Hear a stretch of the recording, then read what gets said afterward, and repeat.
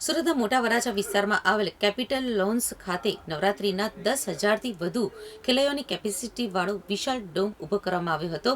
તેને ઉતારવાની કામગીરી દરમિયાન અચાનક તૂટી પડ્યો હોવાની ગંભીર ઘટના સામે આવી છે. આ દુર્ઘટનામાં એક કામદારને પગ સહિતના શરીરના ભાગોમાં ઈજા પહોંચી છે, જ્યારે અન્ય કામદારો જે તે સમયે જમવા માટે ગયા હોવાથી મોટી જાનહાનિ ટળી હતી. જોકે સૌથી ચોંકાવનારી વાત તો એ છે કે રંગતાળી નવરાત્રિના આયોજકોએ આ સમગ્ર ઘટનાને દબાવી રાખવાનો પ્રયાસ કર્યો હતો. તેમણે ફાયર વિભાગ કે પોલીસને પણ આ અંગે જાણ કરી નથી.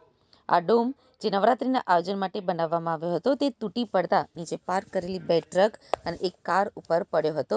પરિણામે આ ત્રણેય વાહનોને ભારે નુકસાન થયું છે. જ્યારે આ દુર્ઘટના બની ત્યારે ડોમ ઉતારવાની કામગીરીમાં જોડાયેલા કામદારોમાંથી અન્ય કામદારો જમવા માટે બેસી ગયા હતા. માત્ર એક જ કામદાર ત્યાં હાજર હતો, જે ડોમ તૂટી પડતા તેની નીચે દબાયો હતો અને તેને ઈજાઓ પહોંચી હતી. જો બાકીના કામદારો પણ ત્યાં હાજર હોત તો વધુ ગંભીર પરિણામો આવી શક્યા હોત. કામદારોના જમવા માટેના વિરામે તેમનો ચમત્કારિક બચાવ કર્યો હતો. આયોજકે દુર્ઘટનાની ફાયર વિભાગને પણ જાણ ન કરી.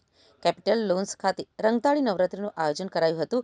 ડોમ તૂટી પડવાની આટલી મોટી ઘટના બની હોવા છતાં કાર્યક્રમના આયોજકોએ આ સમગ્ર મામલો દબાવી રાખવાનો પ્રયાસ કર્યો છે.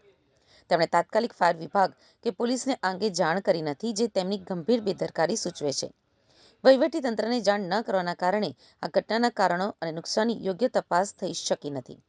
આ અંગે ફાઇલ કંટ્રોલ રૂમમાં કોલ કરીને માહિતી મેળવવાનો પ્રયાસ કરાયો હતો. જોકે ડોમ પડવા અંગેની કોઈપણ પ્રકારની માહિતી ફાયર વિભાગમાં આપવામાં આવી ન હોવાનું જાણવા મળ્યું છે.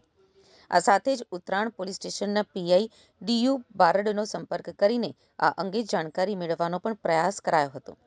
જોકે પોલીસને પણ આ અંગે કોઈપણ પ્રકારની જાણ કરવામાં ન આવી હોવાનું સામે આવ્યું છે.